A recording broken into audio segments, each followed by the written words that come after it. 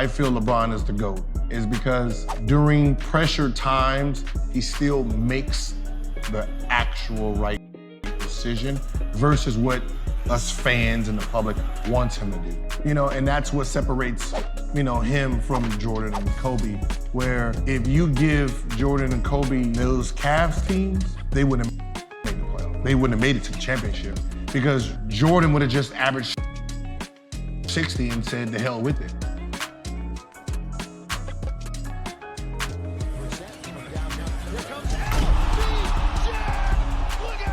This is Gilbert Arenas. Arenas for three.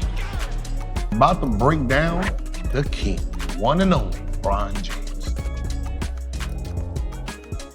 What really made me fall in love with LeBron's play was, we're in the playoffs, it was game 5, 4 minutes left. And I picked up something in what he did. It kind of changed the series. He was playing decoy, and we thinking our game plan is shutting them down. And then he looks over at the bench and then gives them the nod. And the nod ended up subbing Ilgauskas out. We subbed out Brendan Haywood. And when Brendan Haywood subbed out, LeBron James attacked that basket.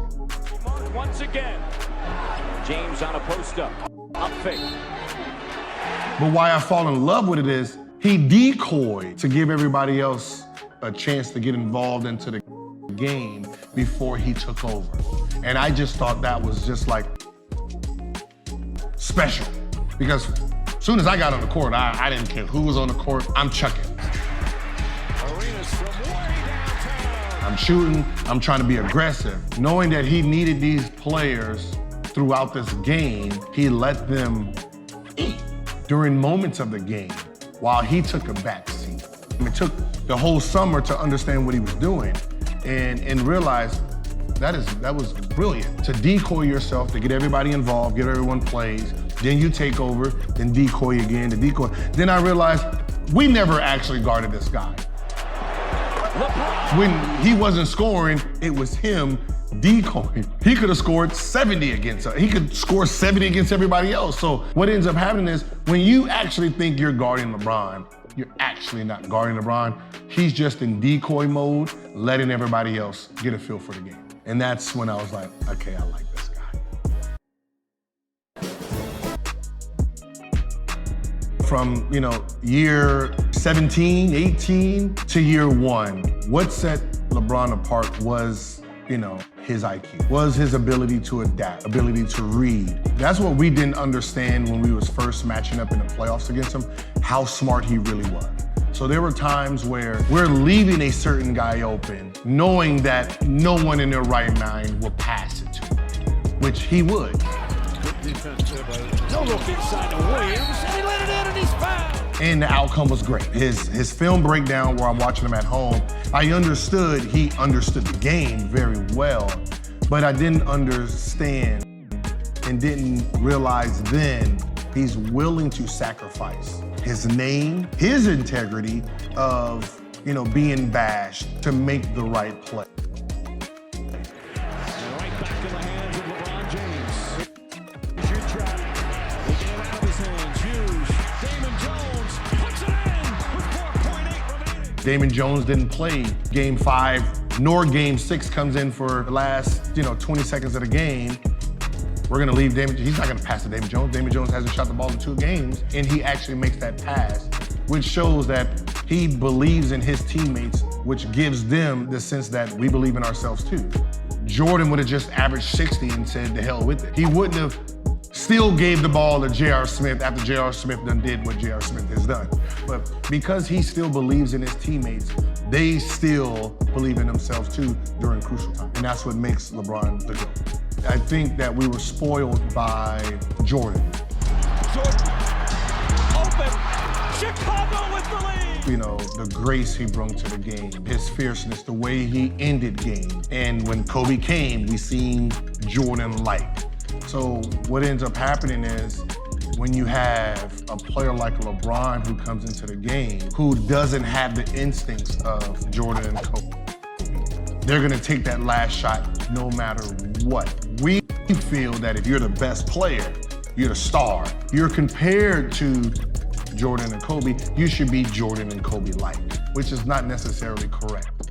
Jordan and Kobe possessed something LeBron didn't have, which was a first step, which made them one-on-one players. LeBron came in as Magic Johnson, meaning his vision is his key. As someone who loved Michael Jordan and Kobe, we get mad and we want to knock him because he's using his vision when we allow them to use their one-on-one skill to finish plays. It's unfair to say you can use your one-on-one skills, but you can't use your gift. You can't use your vision. You can't see the open man. You're supposed to chuck the shot up, and if it goes in, we're gonna cheer you on. If you miss it, we're gonna say, he don't have it. No, this is what makes him great. The ability to see the open guy if he's not the open guy. Just like Jordan made himself the open guy. But we didn't knock him when he passed it to Steve Kerr. He didn't pass it to him knowing he was gonna make the shot. He passed it to him hoping he would make that Set a screen, James goes the other way,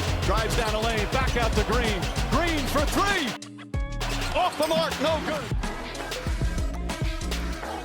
So you have Morris and Hope running off of AD for decoy, and then Anthony Davis, a down screen for LeBron coming up for the ball. Now you have LeBron and Jimmy Butler's guarding.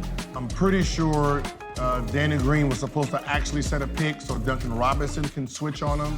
So LeBron James has to react. Now, pause right now. Now, this is very important to viewers at home. I'm laughing because it's just a horrible look at this point. You have a corner shooter in Twin who has his hands on his knees. I don't know if he's tired. I don't know if he's I don't know what he's doing, but he's not actually ready to shoot. So when people at home are judging LeBron off of his decision, you have to look at it all as it plays out. You have the Twin, hands on his knees, not ready to shoot, can't pass it to him. You have Crowder, who actually interrupts LeBron's shot here. So the fact that he actually digs for the ball kind of throws off LeBron's shot attempt. Now, I'm pretty sure if you're a LeBron fan, you've actually never seen LeBron go right and actually do a running. He's never done a floater. He's never really been a floating type of guy. So what ends up happening is the dig by Crowder kind of throws off of his rhythm. So if he would have actually took this shot, I'm pretty sure it would have been 12%, which the actual play now is back to Danny Green. So me saying that, I wouldn't have passed it, I wouldn't have, but I wouldn't have put myself in this situation in the first place.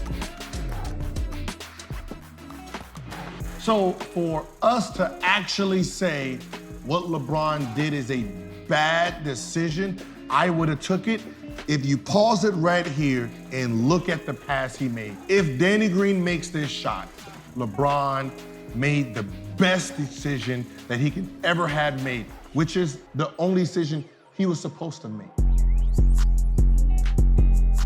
He's watching film on top of film on top of film. What most people do in the playoffs, he does every single game. So he knows the ins and outs of all your plays, where you're supposed to be, where you don't supposed to be. When you try to trick him by calling a play, he's gonna pick up on it and say, that's not one of their plays, and tell you where you're supposed to be. I understood that when I was at his house watching him watch our play. And because I'm a gray area player, I knew, he's gonna know every single play it's supposed to be.